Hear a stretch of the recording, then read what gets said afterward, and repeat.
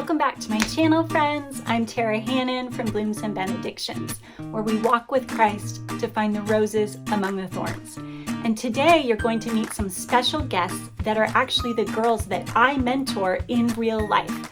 We're going to hear from them on their experience of being mentored and also stepping into the calling of becoming a mentor for someone else. We're going to answer all of your questions and we're going to find out what's the deal with these special necklaces.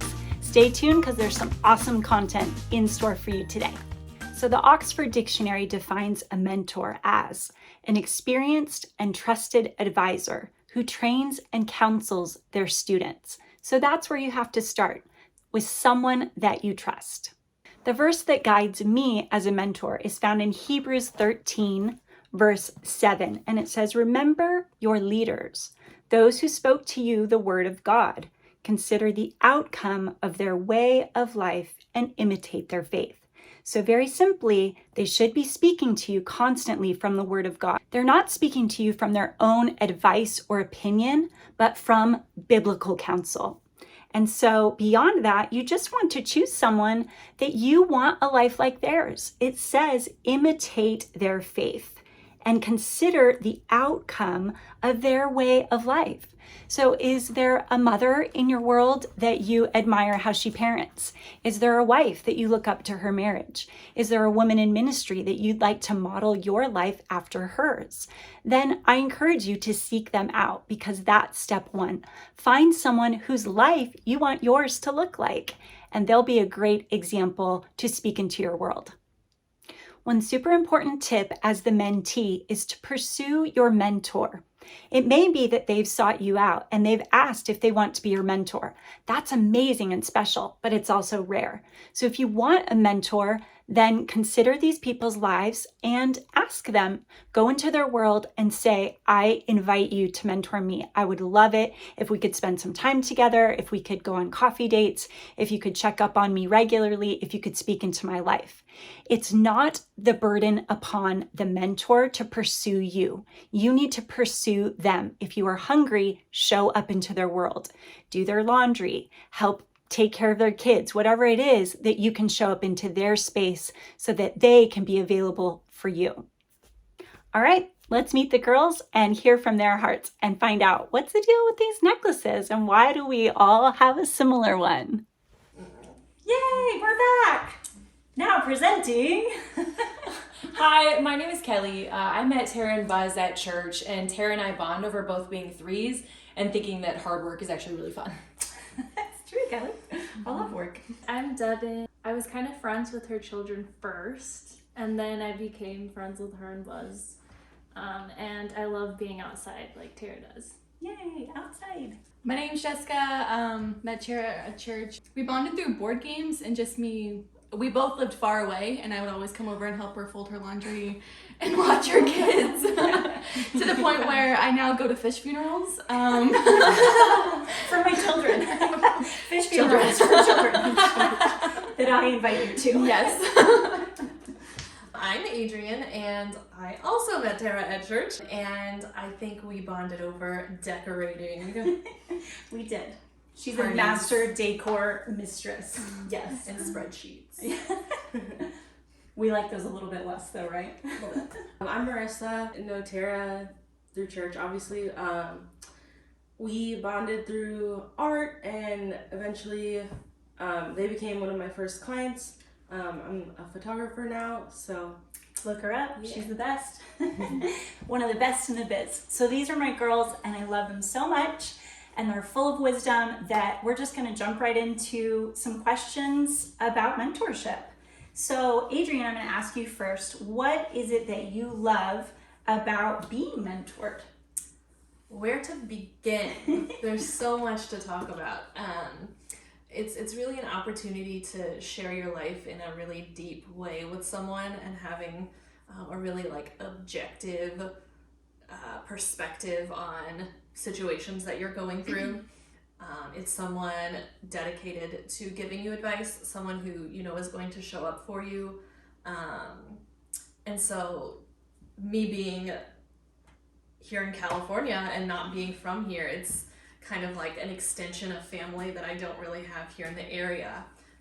And so it's just been a really special place to have someone in my life to be able to, you know, keep guiding and directing me in kind of the way that I need to go through the church and my life.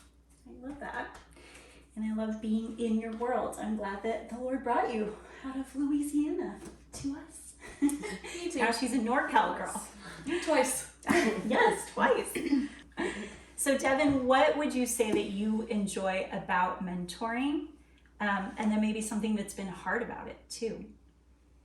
I'm just not naturally like a go-getter, like let's get this done kind of person. I'm more like behind the scenes, like just tell me what to do, I'll do it.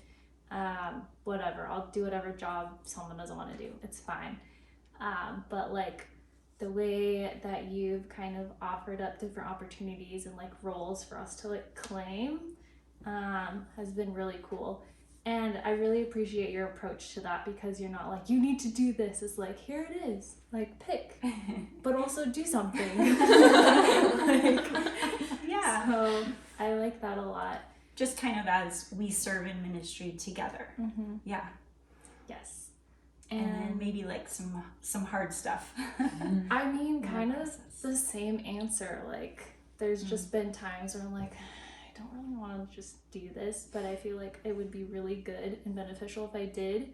So, yeah, just doing hard things. Yeah. It's hard. I feel like that's maybe one of the main goals of mentorship, encouraging people to do hard things and to step out of maybe what's comfortable and go beyond what they thought was possible in their own abilities or character even. So Kelly, what would you encourage someone with who is maybe on the fence about mentorship, like not sure if they want to be a part of that? Yeah, I feel like I've been this way in like many stages of my life where I'm like, I don't know if I want to jump into something that's a huge commitment, or like, I don't know if I want to be like vulnerable with somebody. Like, what if they give me a response that I don't like, or I feel like aren't well informed to my situation and just don't fit me. And so I would say that like mentorship can exist on a spectrum. It can be like pretty intense and you can get really into someone's life and end up with like years-long friendships and like meet up on a weekly basis and go through books together and have all these goals together. Or it can be all the way down to like, maybe you're just like that really excellent and like healthy friend that just brings up the topics that you know like kind of need to be brought up. I feel like you could exist anywhere on this spectrum, whether you feel like you need some really intense push to move you further in what you want in life, or you feel like you have a lot to give and you really want to help that person, or you're like, I don't have a lot of time. I have time for some text messages and I have time to like bring up the real conversation, ask them how their spiritual walk is going, talk about the sermon on Sunday. I have time for that. So jump in at the level that you feel like you have to give, or that you feel like you have the ability to receive. But also, like, don't forget to challenge yourself a little bit, because like you grow so much when you are a mentor as well as when you're being mentored.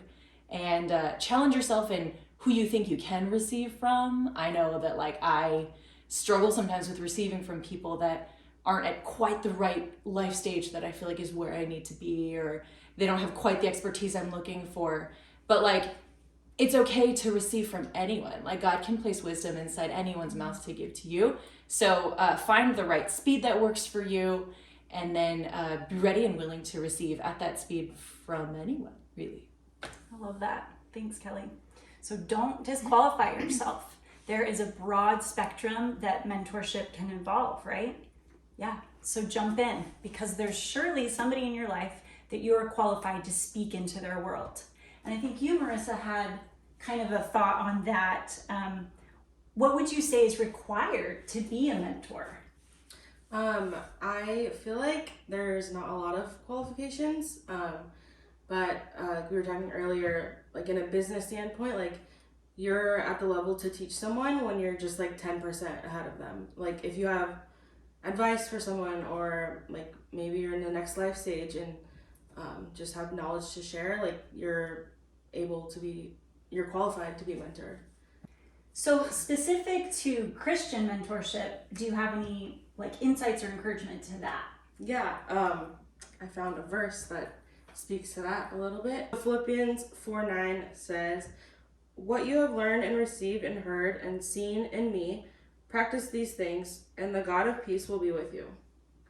And so, just following that, you really like want to find a mentor that you look up to, though. Like, that's important. Like someone's life stage that you eventually want to be in, or So maybe what's like a word or phrase from everybody that you would say is valuable to you in a mentor? Willing to understand me. Setting expectations. Someone who shows that they will put the time and effort in. someone wise and good counsel. Someone patient and will call me out and will not be scared to call me out.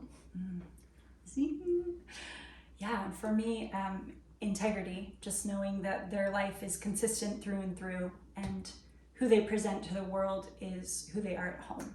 So what would you guys say maybe were some potential blockades to you personally in becoming a mentor to somebody else? What were some like hesitations that you might have had? I was really scared to like ask somebody if they wanted to be mentored by me. Like that's a really, I felt like I was like asking them on a date or something. It felt super awkward. And so I've been doing this sort of like guerrilla under the radar mentoring where I'm just like making sure I bring up the important topics like every time we hang out, and like making sure I text them like way more than I would normally text my real friends.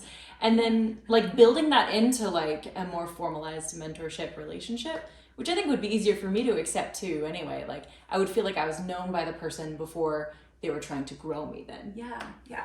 So not just picking like an absolute stranger, but like a natural outgrowth of relationship or friendship. Yeah. I feel like for me, I was just, I don't know, intimidated by not knowing an answer, or like not giving, what if I gave them the wrong answer? So just like being okay with like, I don't know, let's find out together. And just being humble about that. That's always a great answer. I'll research that for you. I'll get back to you. Yeah. Mine was just like, what if I can't give the time that I thought I was going to be able to give? Or what if they can't give the time they thought they were able to give? Or what if it became more? What if it fizzles out? Like, it was more of just like, what if I fail? Or like, what if it becomes too much? So like, what can I handle? What can I not handle? Just kind of like discerning and figuring out like what I'm comfortable with, and also like what they're comfortable with. I think that's why it's really important to like have, sorry, that's not part of the question, but like to have that conversation whenever you do talk about mentorship, because if you're trying to mentor someone who doesn't know you're trying to mentor them, like you might be like, okay, but what are you doing? But like, what are you doing? Like, we're just friends, we're just hanging out. Like, there's not an understanding as to what is going on. Like, what is the goal of this? Like, why are we being mentored? Why are you mentoring? And can I even help you do that? Yeah, and maybe even the idea of like seasons, like someone is a relevant mentor for a specific season, but it's not necessarily a forever thing. Maybe that relationship, grows and changes or morphs, or people change locations and somebody else comes up. So just accepting that perhaps that dynamic isn't forever, that it's only for a chapter of time. How about you guys? I think for me, it's kind of two things really, like the time concept of not having enough of it to dedicate to someone else, but also not feeling adequate enough. Like, I know a lot of little pieces of information, but if something were to come up that's like really serious, or a concept that I haven't had to deal with in my own personal life, not really knowing that I would be giving the right advice or giving the right wise counsel, and just feeling that bit of inadequacy on my own part, or feeling like, oh well, maybe this person should mentor me because they're in a different place than I am. And I think there's certainly that reciprocal dynamic too. Like a mentorship is not all just one directional, where it's only them investing in you. Like there's so much that all of you guys like give back to me. It's completely just an investiture both ways. And so like Marissa was saying earlier, that 10%, if you just know 10% more than that friend or that person on a topic, then that's great. Like you're a resource to them. And then maybe even because we're all kind of in relationship and in dynamics with each other, like if a thing is out of your depth, then you have someone else to reach out to and to ask and to be like, hey, like, what do you think about this? Like, I text my mom all the time, like, Mom, weigh in on this, or how should I behave in this situation, or what's your advice on this, as I mentor someone else who mentors someone else. And so, yeah, what do you think, Marissa? Going back to the question, I grew up with like a lot of different mentors, and it changed like throughout the seasons, like you said. But for me, I kind of wanted to, before I committed to that, I wanted to make sure that I could make the time, and then I would make the time, because that was huge for me, like having people in and out of my life, and I want to kind of do the opposite. So yeah, just like the timing was like a struggle that I needed to just like figure out before I committed to it. Yeah, so just the idea of being loyal to your commitment. Like you don't want to initiate a thing that you're going to flake out on and just kind of leave that person feeling abandoned. Or at least like let them know what your future plans are. Yeah. If you were to up and move. Right. Awesome. So Jess, tell me, what are some things that you love about mentoring? I think I would say there's a couple things. You touched on reciprocal, like it's not just me feeding into other people, but it's people feeding into me. So like while like yes, there's a goal, like somebody reached out or like somebody wanted to be held accountable. Like I've mentored two people. One was more for like stress and like anxiety management because I've been through all that. And also to be held accountable with like reading and praying and like how to do that while you're stressed or like while you're going through like an anxiety attack or something like that.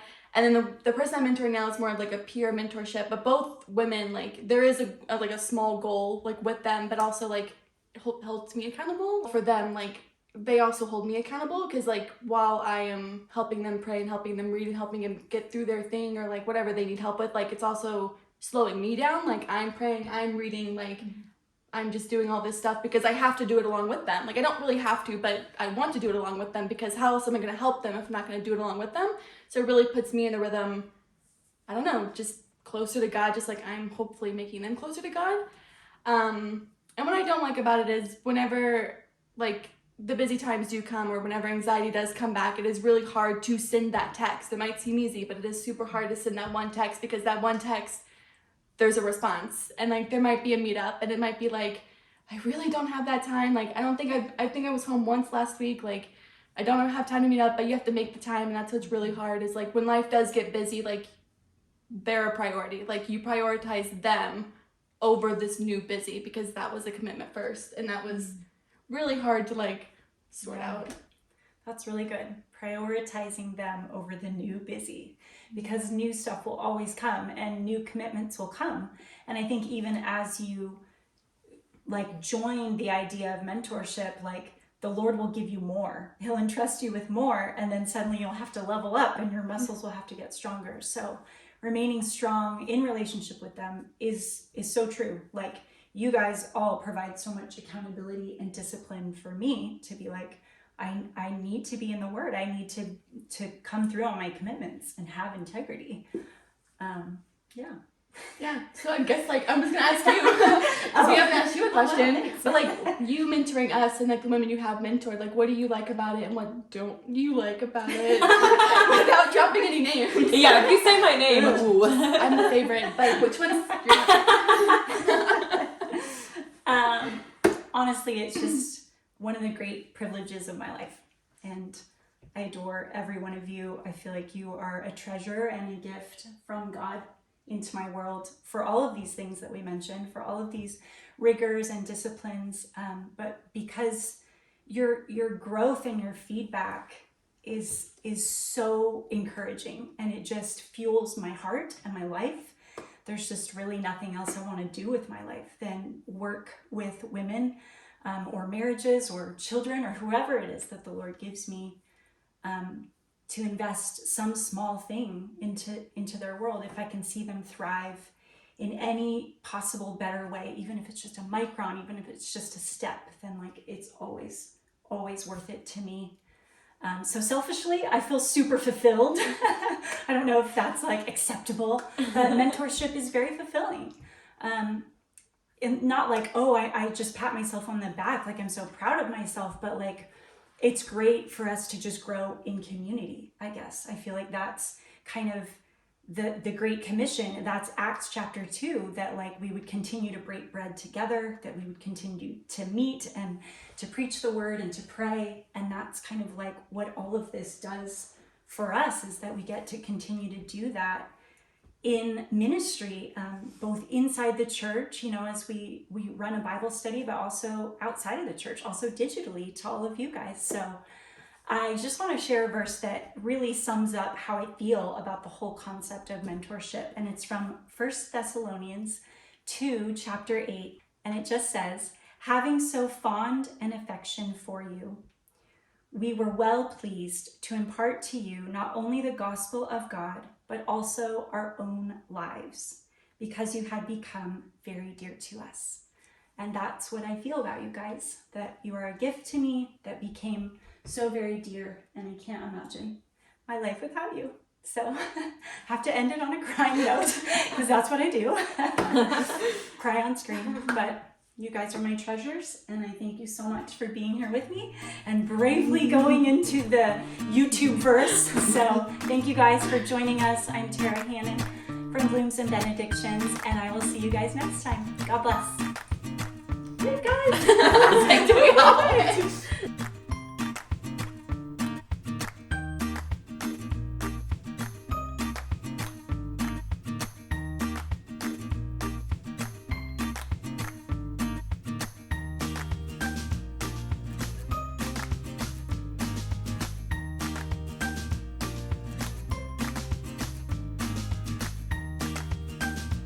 Reading, just like, hey. Your face is very close. Felt challenge. Okay, I'm falling off. I'm getting a little bit. He already knows. I forgot my own name. What was the Editing. question? Adrian was so close to me. I was like,